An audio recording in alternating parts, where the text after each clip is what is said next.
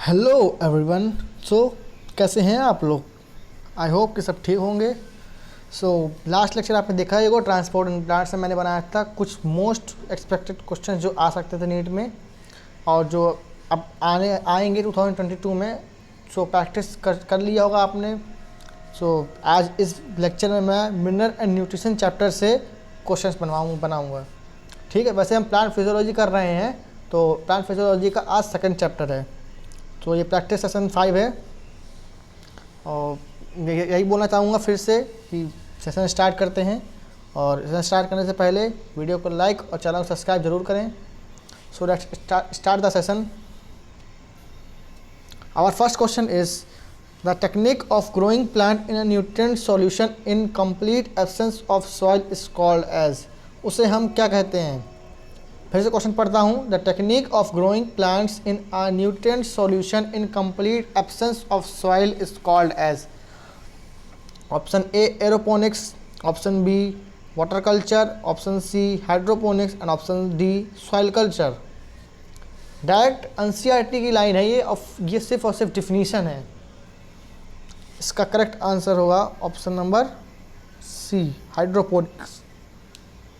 The technique of growing plant in a nutrient solution in the complete absence of soil, जब वहाँ पर soil की absence होती है उसे हम हाइड्रोपोनिक टेक्निक्स कहते हैं। ठीक है, next question. The major portion of the dry weight of plant comprises.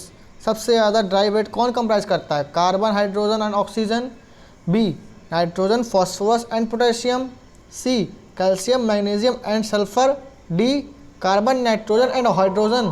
कौन सबसे ज़्यादा dry weight major portion of plant comprise करता है? क्या होगा करेक्ट आंसर इसका?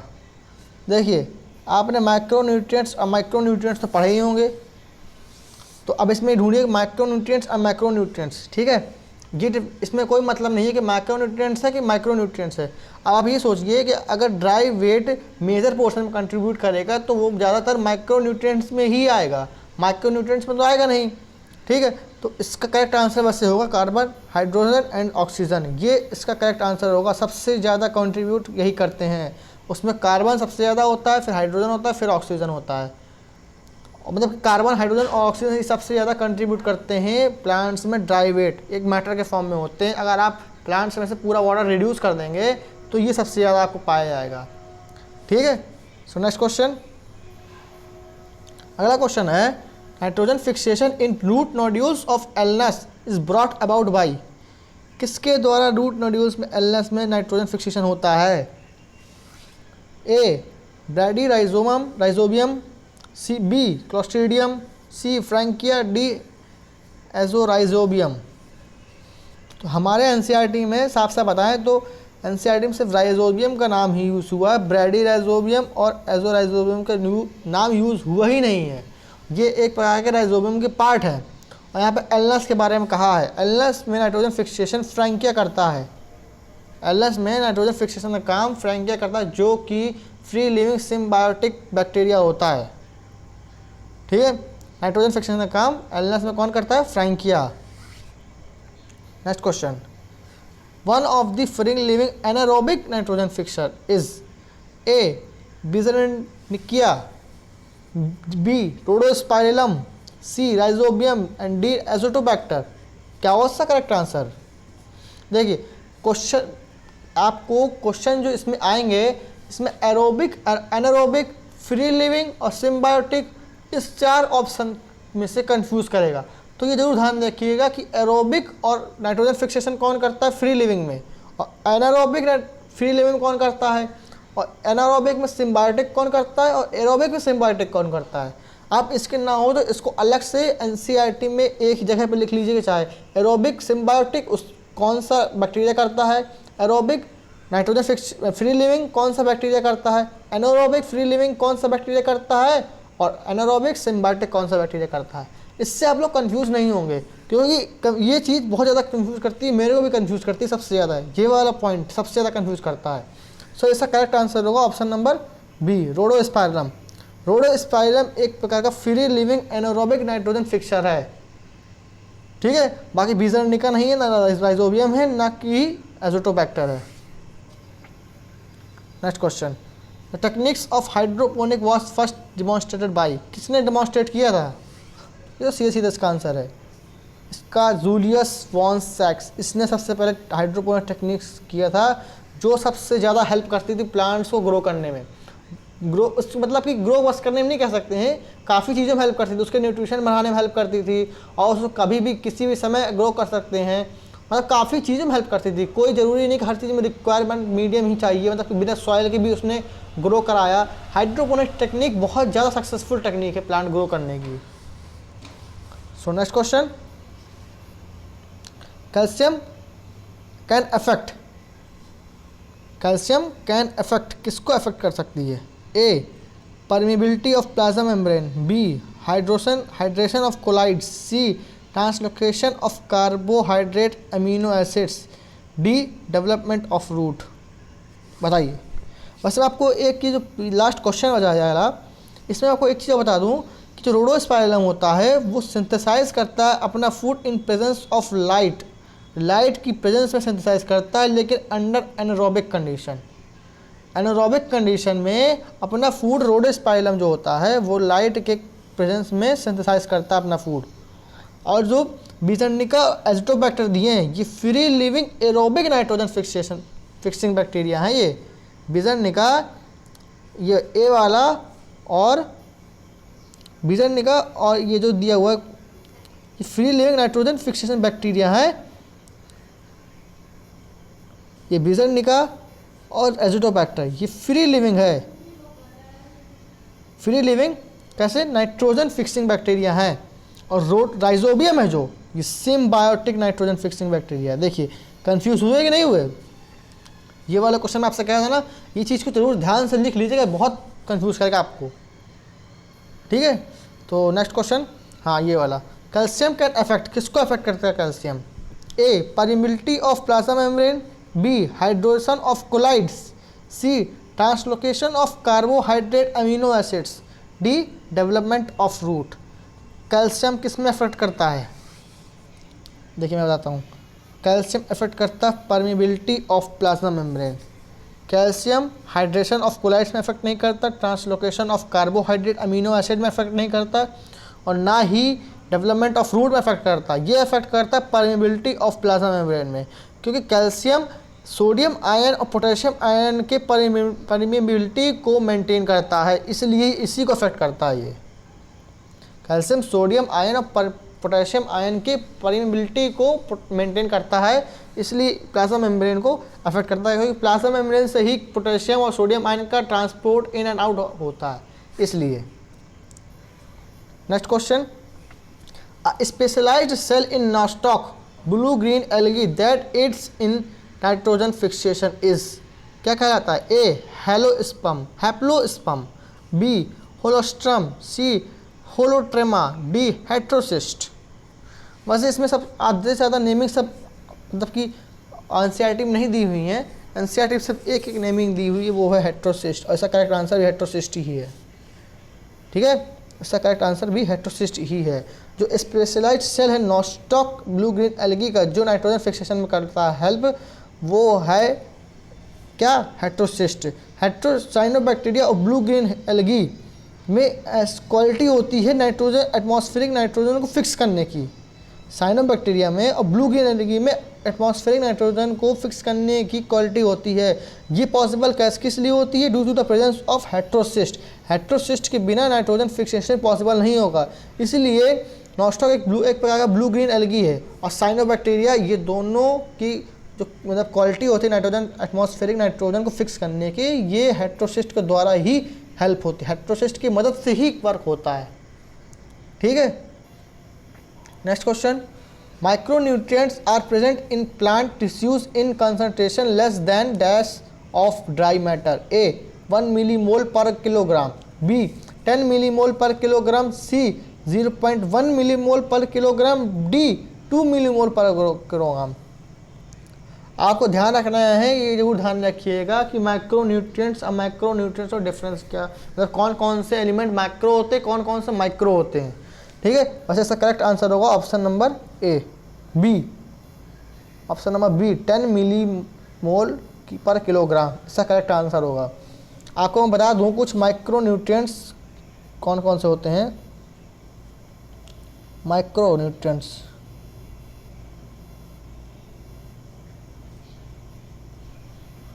माइक्रो न्यूट्रिएंट्स जैसे iron, zinc, manganese, boron, copper, molybdenum, chlorine, निकल, ये सारे क्या हैं? Micro nutrients. Micro, it's not macro, it's a micro. ठीक है, तो अब चलते हैं, सॉरी, अब आते हैं माइक्रो न्यूट्रिएंट्स। माइक्रो में कौन कौन से आते हैं? मैं देखिए इसका सबसे बड़ी ट्रिक बताऊं, मैक्रो का सबसे बड़ी ट्रिक बताऊं जो आपको हमेशा याद रहेगा और याद रखना पड़ेगा, क्योंकि बिना ट्रिक के आप इसको एलिमेंट्स के नाम भूल जाएंगे।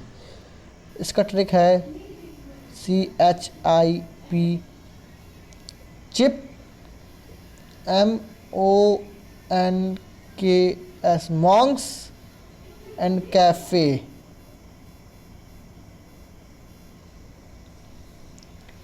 चिप, मॉन्क्स, कैफे, ये इसकी ट्रिक है।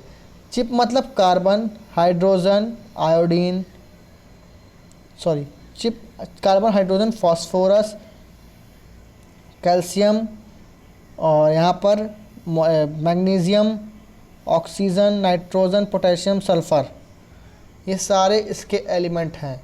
यहाँ पर आयरन नहीं, आयरन तो माइक्रो न्यूट्रिएंट्स था। ठीक है, तो ये सारे क्या हैं? Micro nutrients. अब इसकी ये ट्रिक याद रखिए कि चिप, मॉन्क्स, कैफ़े।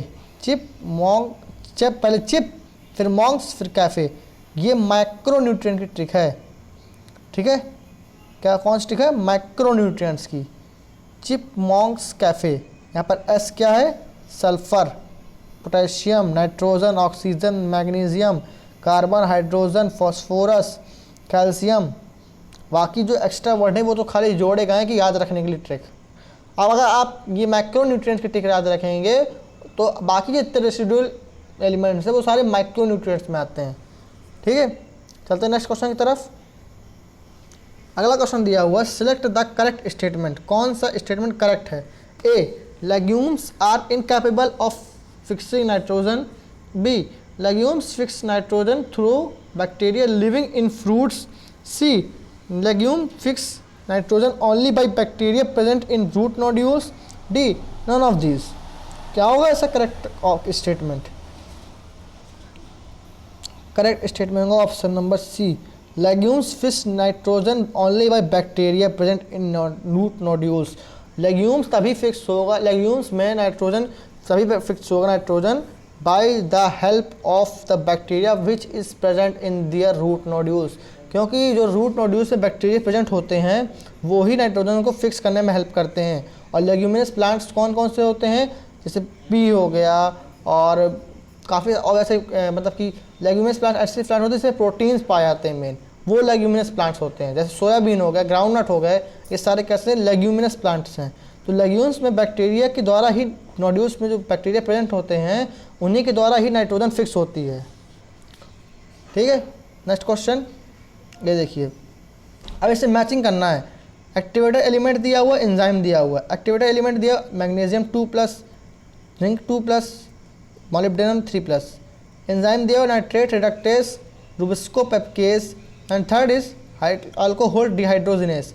कौन सा करेक्ट ऑप्शन होगा इसका? अब बताइए। देखिए इसका हम आंसर ढूंढते हैं। चलिए इसका आंसर ढूंढिए, कौन सा मैग्नीशियम 2+ का कौन सा होगा?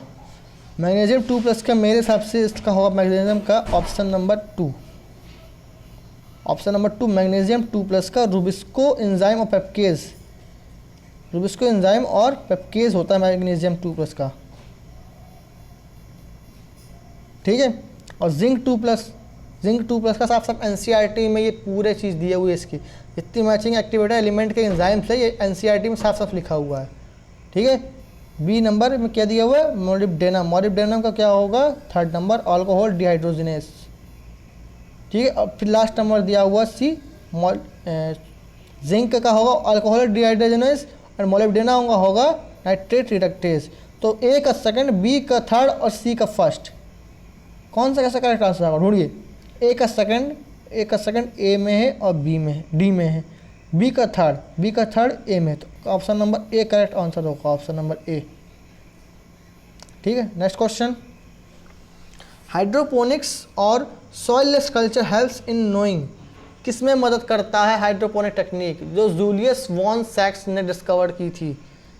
Option number A essentiality of an element, B deficiency symptoms caused by an element, C toxicity caused by an element, and D all of these। Hydroponics techniques और सॉइल कल्चर किस में हेल्प करती हैं, सारे एलिमेंट को help करती हैं कि किस में क्या हो रहा है। ये जो हाइड्रोपोनिक्स टेक्निक होती है, ये सारे एलिमेंट, ऑल ऑफ दीज का आंसर होगा। इट एसेंशियलिटी ऑफ एलिमेंट में भी हेल्प करती है, डेफिशिएंसी सिम्टम्स में भी हेल्प करती है, कैसे कैसे डेफिशिएंसी सिम्टम्स है प्लांट्स में, और उसको किस किस प्रकार के एलिमेंट की ज़रूरत पड़ रही है उसमें भी हेल्प करती है। टॉक्सिसिटी कैसी, मतलब किस प्रकार की उसमें प्रॉब्लम है प्लांट्स में, किस प्रकार के बैक्टीरिया उसमें ग्रो कर रहे हैं, सब चीज़ में हेल्प करती है हाइड्रोपोनिक्स टेक्निक। ठीक है, next question. Which of the following essential element plays an important role in opening and closing of stomata, कौन सा एलिमेंट है बताइए।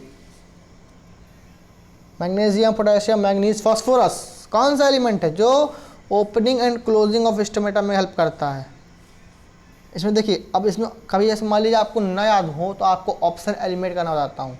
देखिए अब इसमें ढूंढिए, मैक्रोन्यूट्रिएंट्स मेरे हिसाब से मेन दिए हुए हैं, तो आपको बताया चिपमॉन्क्स कैफे, चिप में कार्बन, हाइड्रोजन, फास्फोरस, मॉन्क्स में मैग्नीशियम दिया हुआ, तो मॉन्क्स क्या होगा, मैग्नीशियम, ये होगा एक प्रकार का मैक्रोन्यूट्रिएंट्स। MO ऑक्सीजन नहीं दिया हुआ, नाइट्रोजन नहीं दिया हुआ, पोटेशियम एक मैक्रोन्यूट्रिएंट्स है, फास्फोरस एक मैक्रोन्यूट्रिएंट्स है, मिल गया हमको मैक्रोन्यूट्रिएंट्स। मैग्नीशियम क्या है, ये माइक्रोन्यूट्रिएंट है, तो ये आंसर गलत होगा, मतलब मैग्नीशियम नहीं होगा इसका आंसर। अब ढूंढिए इसमें कौन सा हेल्प करता है, करेक्ट आंसर होगा option number B, potassium help करता है। पोटेशियम हेल्प करता है क्लोजिंग और ओपनिंग ऑफ स्टोमेटा में। ठीक है, potassium growth and development of bud में भी हेल्प करता है, growth and development of apical meristem of tissue में भी हेल्प करता है। पोटेशियम के सारे फंक्शंस बता रहा हूँ मैं। पोटेशियम प्रोटीन सिंथेसिस में भी इन्वॉल्व होता है। पोटेशियम एनायन और कटायन बैलेंस को भी सेल में एनायन कटायन का बैलेंस में भी हेल्प करता है, उनके एनायन और कटायन के बैलेंस को मेंटेन करने में भी हेल्प करता है पोटेशियम। पोटेशियम एक प्रकार का एक्टिवेटर भी काम करता है कुछ एंजाइम के लिए। इतने सारे मैंने आपको फंक्शन बता दिए पोटेशियम के, तो यहाँ पर करेक्ट आंसर हो गया option number B, potassium. Next question. The techniques of hydroponic is being employed for the commercial production of vegetables like A tomato, B cucumber, C lettuce and D all of this. Hydroponic technique इसमें कौन से commercial production of vegetable के लिए use की गई है। Option number A, D all of this, सभी के लिए, टोमेटो में भी, कुकुम्बर में भी, लेट्यूस में भी, सभी में हाइड्रोपोनिक्स टेक्निक यूज़ की गई है। ठीक है, नेक्स्ट क्वेश्चन। अब ये देखिए, some functions of a nutrient element are given below. कुछ फंक्शंस दिए हुए हैं, कौन सा एलिमेंट है इनमें से बताइए ना, सोच लीजिए जल्दी से कौन सा एलिमेंट है। देखिए फंक्शन दिए, फंक्शन पढ़ते हैं इसके। Important constituent of protein involve in electro ETS। ठीक है, बी में दिया हुआ है एक्टिवेटर ऑफ कैटलेस, थर्ड में दिया हुआ है इंपॉर्टेंट कॉन्स्टिट्यूएंट ऑफ साइटोक्रोम, और फोर्थ में दिया हुआ है एसेंशियल फॉर क्लोरोफिल सिंथेसिस। कौन सा है इसमें न्यूट्रिएंट बताइए। Copper, iron, calcium, molybdenum. इसका करेक्ट आंसर होगा option number B, iron is responsible for these functions. Activator of catalyse की तरह काम भी करता है।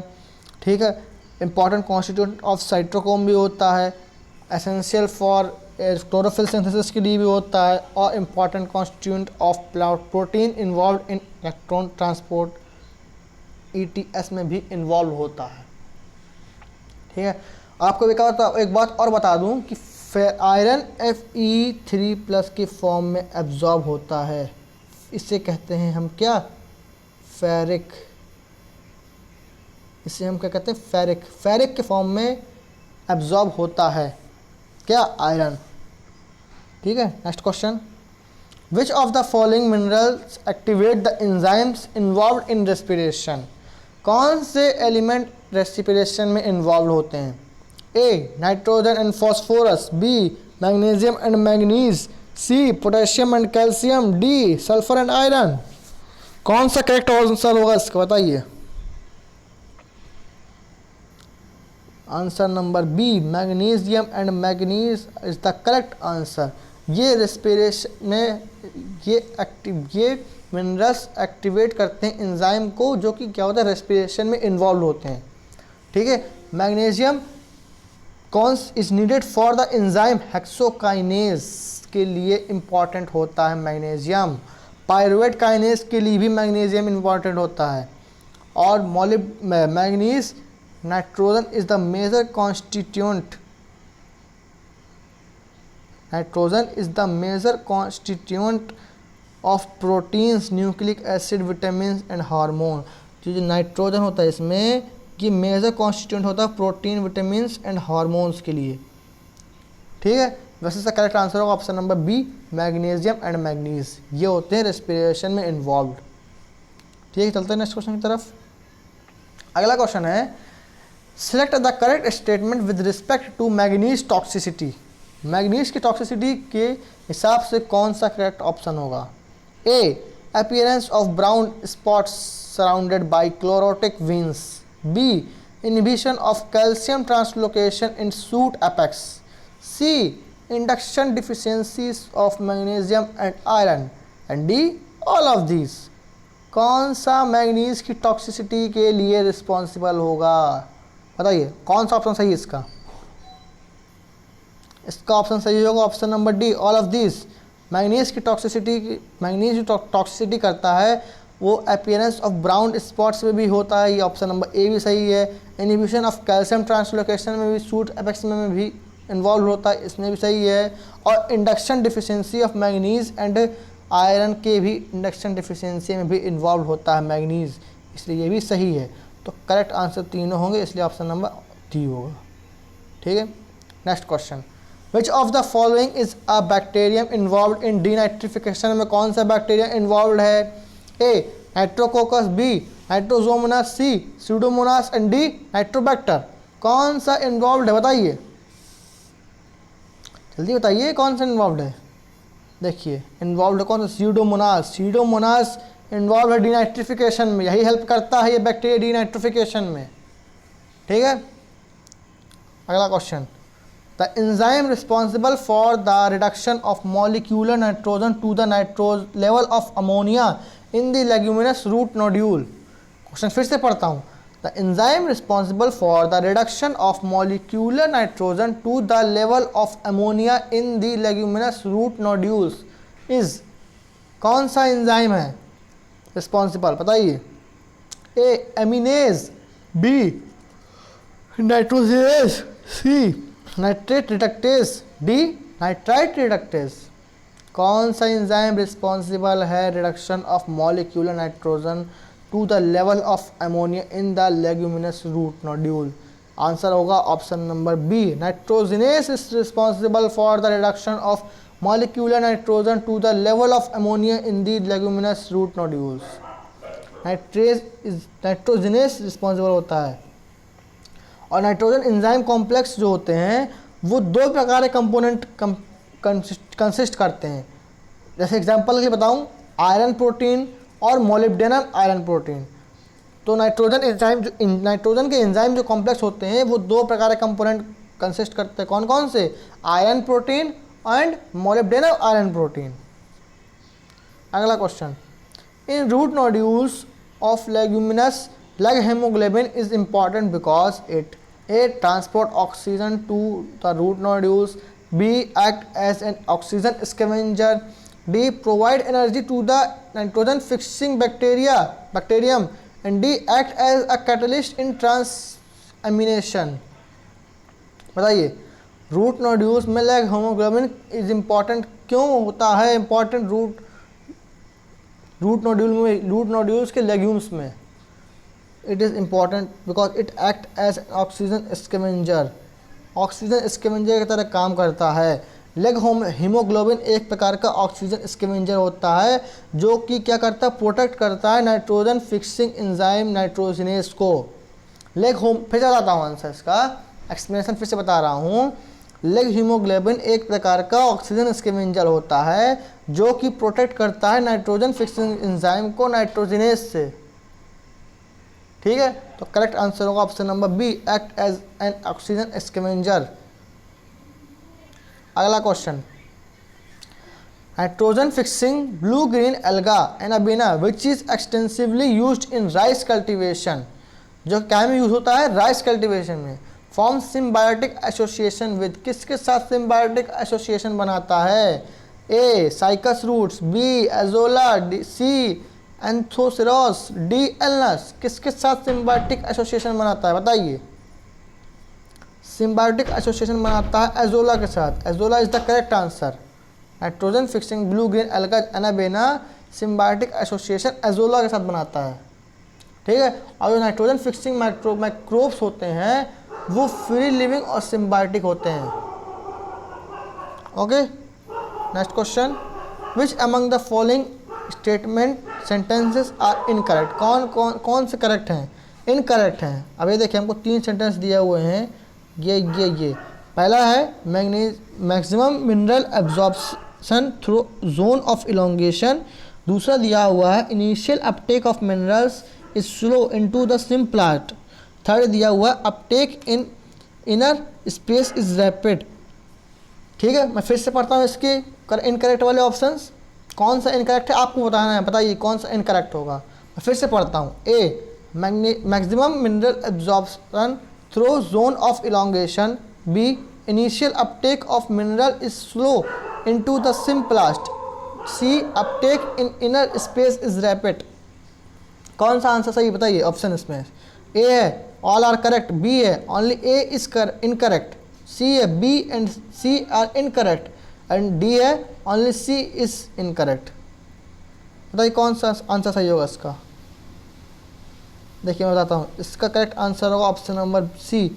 बी और सी दोनों गलत हैं, ये भी गलत है ये भी गलत है, क्योंकि initial uptake of minerals is not slow, is a rapid into the symplast. And option number third में uptake in inner space is comparatively slow, it's not a rapid. जो अपटेक इन इनर स्पेस होता है वो slow होता है, rapid नहीं होता है।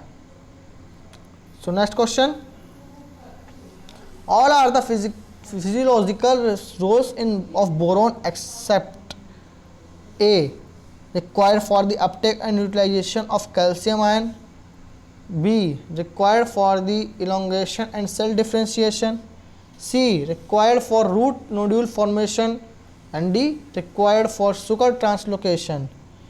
बताइए कौन सा बोरॉन में फिजियोलॉजिकल रोल है, उसको मतलब सारे फिजिकल तीनों में से कोई 3 फिजियोलॉजिकल रूल है एक को छोड़ करके। बताइए करेक्ट आंसर क्या होगा इसका।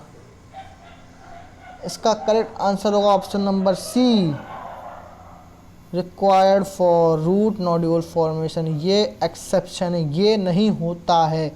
बाकी ये सारे फिजियोलॉजिकल क्या होते हैं, रोल्स होते हैं बोरॉन के। वो रिक्वायर्ड होता है uptake and utilisation of calcium ion, वो रिक्वायर्ड होता है सेल इलोंगेशन और सेल डिफरेंशिएशन में भी, वो शुगर ट्रांसलोकेशन में भी बोरॉन हेल्प करता है, लेकिन रूट नोड्यूल फॉर्मेशन में रिक्वायर्ड नहीं होता बोरॉन। ठीक है, आपको एक बात और बता दूं मैं यहाँ पर, बोरॉन एब्जॉर्ब किस फॉर्म में होता है, BO3 इसके फॉर्म में बोरॉन एब्जॉर्ब होता है। ठीक है, और एक और होता है B4O72 एनसीईआरटी में साफ साफ लिखा है ये चीज़। ठीक है, B4O72 इस दोनों के फॉर्म में बोरॉन क्या होता है, एब्जॉर्ब होता है। ठीक है, सो करेक्ट आंसर होगा option number C. So guys finally we have completed this lecture and we have completed all the questions. I hope कि आपको क्वेश्चंस पसंद आए होंगे और ये मोस्ट एक्सपेक्टेड क्वेश्चन है जो नीट में आ सकते हैं।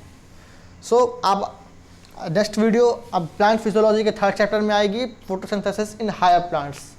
सो पढ़ाई करते रहें, ऑल द वेरी बेस्ट। और हाँ, चाहते आते एक एडवाइस रोज़ दूंगा और हमेशा यही दूंगा कि लर्न एवरी डे।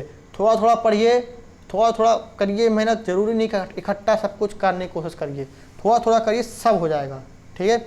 और इस समय तो आपको बहुत बहुत प्रैक्टिस की ज़रूरत है, तो प्रैक्टिस करते रहिए। और कुछ भी प्रॉब्लम डाउट हो, कोई भी डाउट हो, आप कमेंट में बताइएगा, मैं आपको रिप्लाई ज़रूर दूंगा। So thank you for watching the video, bye bye.